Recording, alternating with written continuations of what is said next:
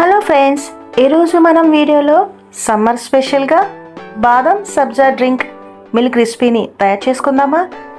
ఇది మనకి ఆరోగ్యానికి చాలా చలువ చేయడమే కాకుండా ఇంకా మనకి ఎప్పుడు కావాలంటే అప్పుడు బాదం మిల్క్ని ఇలా రెడీ చేసుకోవచ్చండి. చాలా సింపుల్గా చాలా టేస్టీగా మనము ఈ రెసిపీని తయారు చేసుకోవచ్చు. సో ఇప్పుడు బయట మనకి ఎండలు ఎక్కువగా ఉన్నాయి కదా, అలాంటప్పుడు ఇలాగ మనము ఇంట్లోనే ప్రిపరేషన్ చేసుకుంటే చాలా బాగుంటుంది కదా.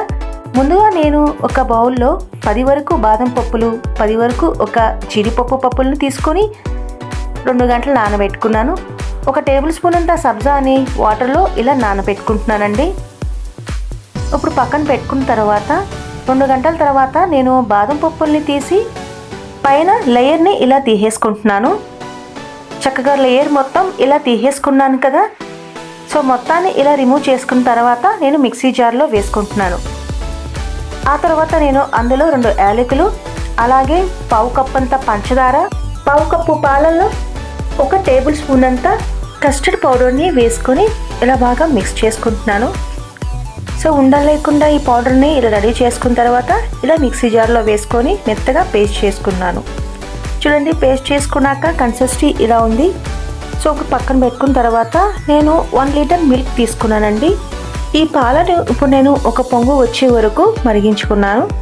సో ఇప్పుడు 1 పొంగు వచ్చేసింది కదా, పక్కన పెట్టుకున్న కస్టర్డ్ జ్యూస్ని ఇలా వేసేసుకున్నాను. ఇలా బాగా మిక్స్ చేసుకొని కాస్తంత చిక్కగా అయ్యే వరకు నేను ఇలా కలుపుకుంటున్నాను.